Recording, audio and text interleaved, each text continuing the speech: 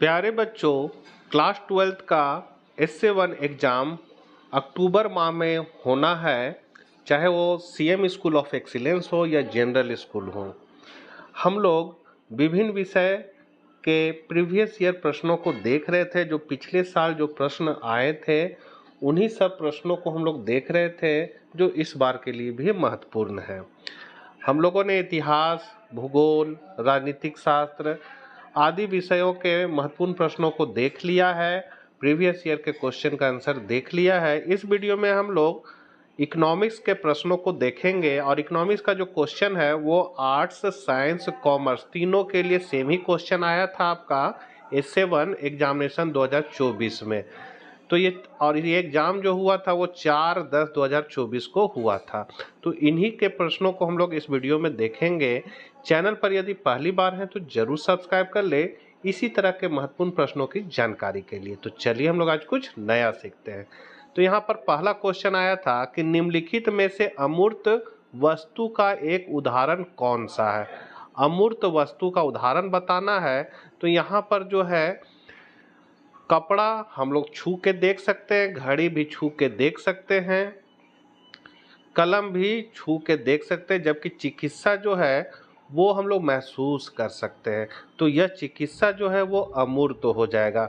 जैसे टीचर अगर बच्चा को पढ़ा रहा है तो बच्चा वो महसूस करेगा कि हाँ अच्छा पढ़ा रहे हैं, इनका बात हमको समझ में आ रहा है। तो ये एक तरह का भावात्मक आस्था होता है जिसको हम लोग अमूर्त वस्तु की श्रेणी में रखते हैं। तो उसी तरह जो चिकित्सा है वो अमूर्त वस्तु की श्रेणी में आएगा। दूसरा क्वेश्चन है, समानता एक उत्पादन संभावना वक्र की ढाल होती है। तो उत्पादन संभावना वक्र की ढाल कुछ इस तरह की होती है।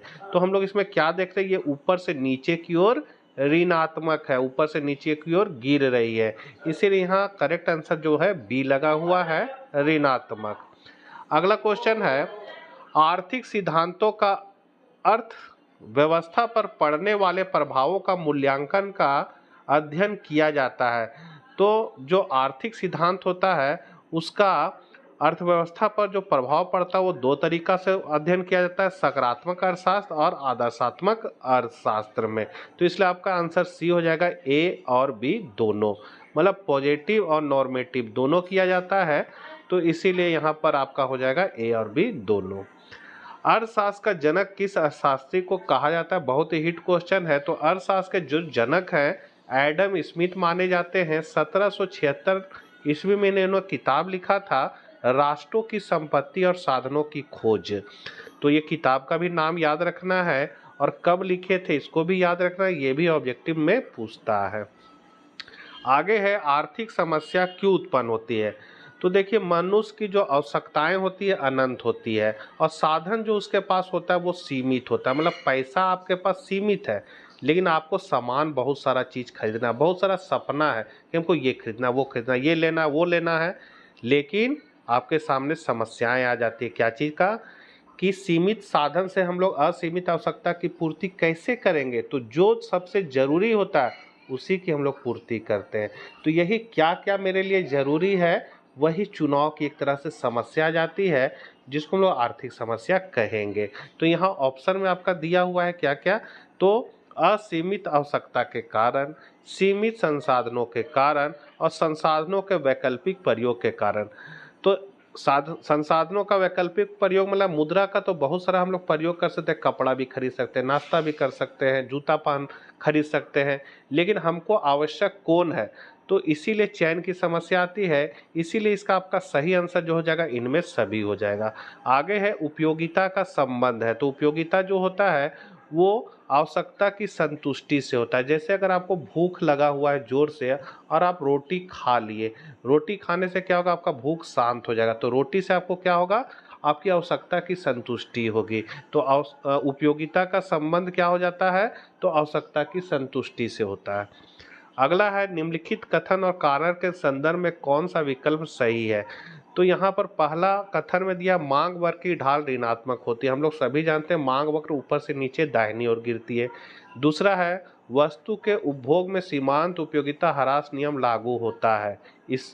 इनमें से तो यहाँ पर सीमांत उपयोगिता ह्रास नियम के कारण भी मांग की रेखा ऊपर से नीचे गिरती है। तो यहाँ पर आपका बी जो है वो करेक्ट है कि ए और आर दोनों सही है, और आर जो है वो क्या है, कारण जो है वो कथन की सही व्याख्या कर रहा है।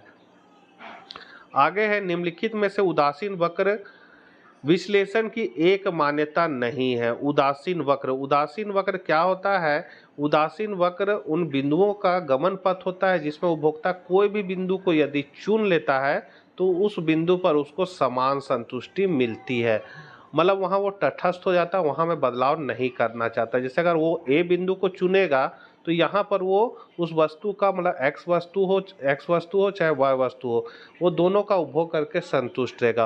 और यदि ए से बी बिंदु पर आता है तो भी उसका संतुष्टि का स्तर वही रहेगा, क्योंकि यहाँ पर अगर ए से बी पर आता है तो उसका संतुष्टि वाई का कम हो रहा है और एक्स का यहाँ बढ़ जा रहा है। तो जितना संतुष्टि वाई के घटने से घटता है उतना ही संतुष्टि एक्स के बढ़ने से बढ़ जाता है। इसलिए ए और बी दोनों पर वो तटस्थ रह सकता है।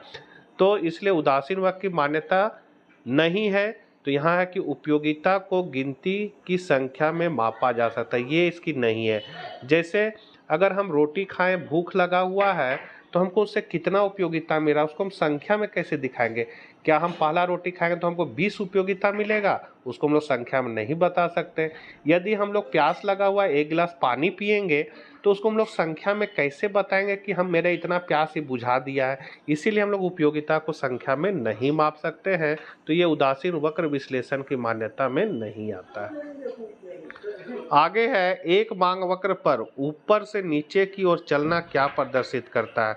तो ऊपर से नीचे की ओर चलना जो है वो मांग में विस्तार को बताता है। जैसे ये मांग वक्र है और ये आप मान ले यहाँ से ऐसे हैं, तो यहाँ से अगर यहाँ जा रहे हैं तो यहाँ पर मांग का विस्तार होगा। जैसे ये बिंदु से, ए बिंदु से यदि आप बी बिंदु की ओर जा रहे हैं तो मांग का क्या हो रहा है? विस्तार हो रहा है। या बी से आप ए पर आइएगा तो भी विस्तार होगा, इधर मांग बढ़ेगा। निम्नलिखित में से पूरक वस्तुओं का एक युग्म कौन है? पूरक वस्तु मतलब होता है एक के बिना दूसरा का काम नहीं चल सकता। जैसे पेन में अगर स्याही नहीं रहेगा तो पेन का कोई उपयोग नहीं। बायां पैर का जूता है, दायां पैर का जूता नहीं मिल रहा है तो हम लोग जूता नहीं पहन पाएंगे। तो इसी को कार हो गया और पेट्रोल हो गया, ये सभी क्या हो जाएगा? पूरक वस्तु है। तो यहाँ पर है मोबाइल फोन और सिम, ये क्या है? पूरक वस्तु। जबकि चाय और कॉफी क्या है? प्रतियोगी वस्तु है। चाय नहीं मिलेगा तो लोग कॉफी पी लेंगे। रसगुल्ला और गुलाब जामुन प्रतियोगी वस्तु है। शर्ट और कुर्ता।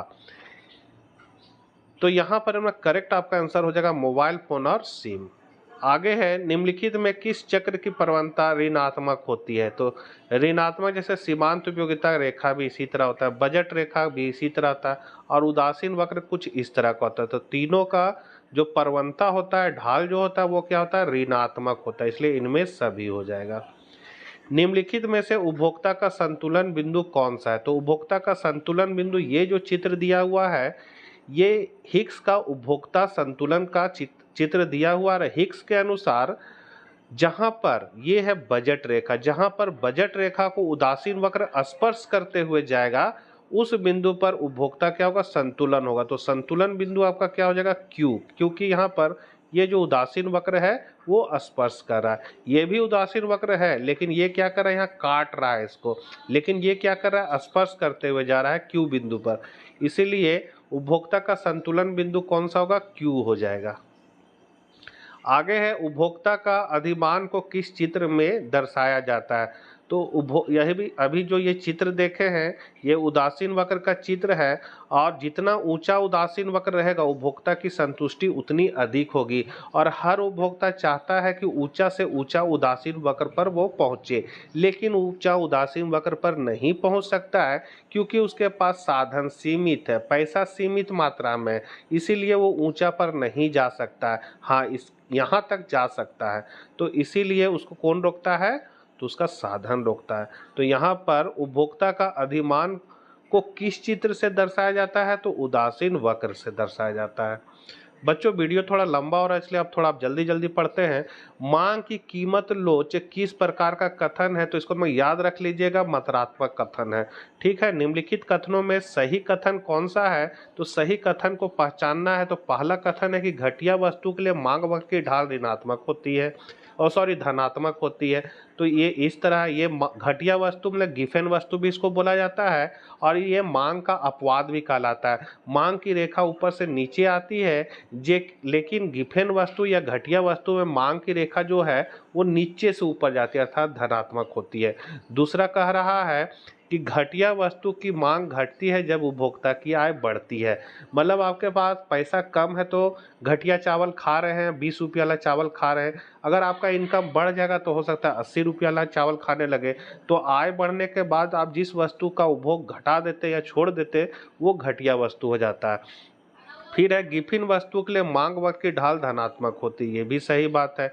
घटिया वस्तु और गिफिन वस्तु की ढाल धनात्मक होती है, इसीलिए आपका ए जो है 1, 2 तथा 3 ये सही है। चौथा कहता है सामान्यतः चाय की कीमत बढ़ने से चीनी की मांग कम हो जाएगी, ये तो गलत है।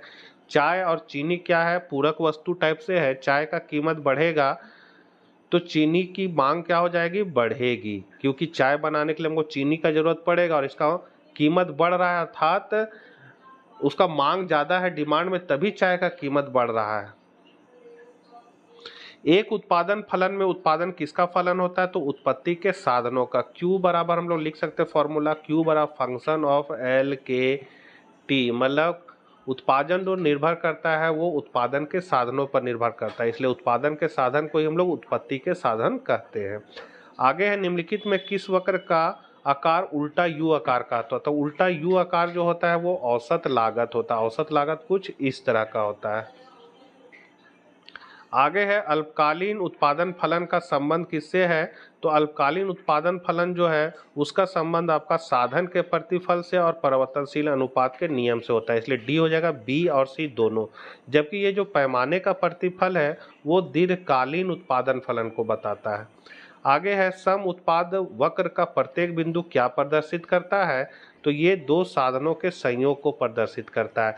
एक होता है उदासीन वक्र जो उपभोक्ता के व्यवहार को बताता है, ठीक है, उपभोक्ता क्या खाता है, कितना संतुष्ट है, ये उपभोक्ता व्यवहार को उदासीन वक्र बताता है।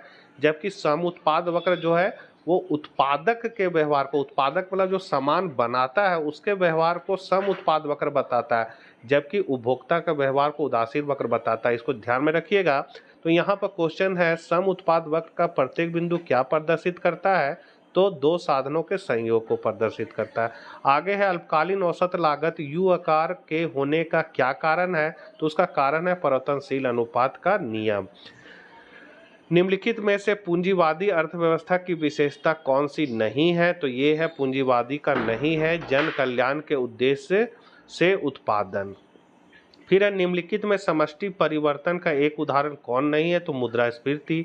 समष्टिगत अर्थशास्त्र के अनुसार अर्थव्यवस्था के क्षेत्रक होते हैं, तो फर्म होता है, फर्म, सरकार और परिवार, ये तीनों होता है, इनमें सभी हो जाएगा। विश्व में सर्वप्रथम किस वर्ष महामंदी आई थी, तो 1929-30 में आई थी, तो यहाँ पर 29-30 तो नहीं लिखा हुआ, 29 लिखा हुआ, तो ये करेक्ट हो जाएगा। निम्नलिखित में से टिकाऊ उपभोक्ता वस्तु का एक उदाहरण कौन सा है, तो टेलीविजन सेट है, बाकी सब नहीं। निम्नलिखित में कौन सा कथन सत्य है, तो निवल निवेश बराबर सकल निवेश प्लस मूल्यह्रास। तो यहाँ पर आप फॉर्मूला है ये वाला, तो इसको याद कर ही लीजिएगा, ये आपका करेक्ट फॉर्मूला है। फिर है राष्ट्रीय आय की गणना की किस विधि में अंतिम वस्तुओं एवं सेवाओं के मौद्रिक मूल्य को जोड़ा जाता है, तो ये हो जाएगा उत्पाद विधि में जोड़ा था। अंतिम वस्तु मतलब होता है जैसे गेहूं, गेहूं के बाद आटा, आटा से बन गया रोटी, और रोटी उपभोक्ता उपभोग कर गया, खा गया, तो वो अंतिम वस्तु कहलाएगा। बाकी गेहूं और आटा जो है वो मध्यवर्ती वस्तु कहलाएगा, इसको याद रखिएगा। आगे है अवितरित लाभ किस आय का हिस्सा नहीं होता है, तो व्यक्तिगत आय का हो जाएगा आपका करेक्ट। निम्नलिखित में से उत्पादन के किस कारक के पारिश्रमिक को ब्याज कहा जाता है, तो पूंजी के। देखो श्रम का जो पारिश्रमिक होता है उसको हम लोग मजदूरी कहते हैं, भूमि का लगान हो जाता है, श्रम का जो श्रम है पारिश्रमिक उसका हो जाएगा ब्याज है, पारिश्रमिक ब्याज, तो ब्याज पूंजी का हो जाएगा, साहस का हो जाता है लाभ। तो इसको हम लोग याद रखेंगे, सभी का पारिश्रमिक क्या है, श्रम का क्या हो जाएगा मजदूरी, भूमि का लगान, पूंजी का ब्याज हो जाएगा और साहस का लाभ हो जाएगा, इसको याद रखिएगा। आगे जीडीपी कल्याण का सही मापक नहीं हो सकता है, क्योंकि यहाँ इनमें सभी हो जाएगा। कारण देख लीजिए क्या क्या है। जीडीपी आय वितरण को नहीं बताता, इसमें गैर मौद्रिक विनिमय शामिल नहीं होता है, इसमें बाह्य कारक को शामिल नहीं किया जाता। आगे है मूल्य वृद्धि क्या है, तो विक्रय कीमत माइनस मध्यवर्ती वस्तुओं की लागत। हस्तांतरित भुगतान किस आय का एक हिस्सा है, तो निजी आय का। निम्नलिखित में कौन सा कथन सत्य है, तो ये आपका हो जाएगा साधन लागत पर सकल घरेलू उत्पाद बराबर बाजार कीमत पर सकल घरेलू उत्पाद माइनस शुद्ध अप्रत्यक्ष कर।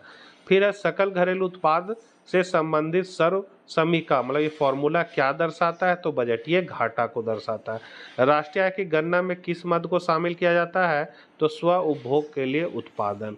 आगे है भारतीय रिजर्व बैंक की स्थापना कब हुई थी, तो 1 अप्रैल 1935 को हुई थी।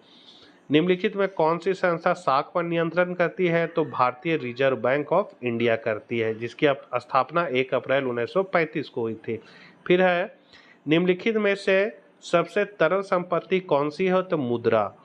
निम्नलिखित में कौन सा कथन सत्य है, तो केवल एक, मतलब भारत में आरबीआई मुद्रा का निर्गमन करता है, मतलब मुद्रा कौन छापेगा, तो आरबीआई ही छापता है। आगे है निम्नलिखित में से मुद्रा का एक कार्य कौन सा है, तो मुद्रा का जो कार्य है विनिमय का माध्यम होता है, मूल्य का संचय और मूल्य का मापक, ये सभी होता है। डी हो जाएगा इनमें सभी।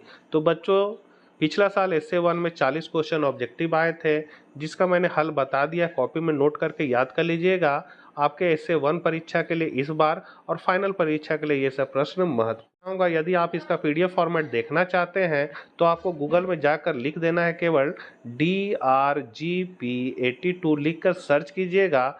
पहला जो लिखेगा गूगल साइट, उसको क्लिक करने के बाद आपका जो साइट खुलेगा वहाँ पर DRGP82 लिखा हुआ मिलेगा, उसको क्लिक कीजिएगा तो आप इसके पीडीएफ नोट्स पास पहुँच जाइएगा।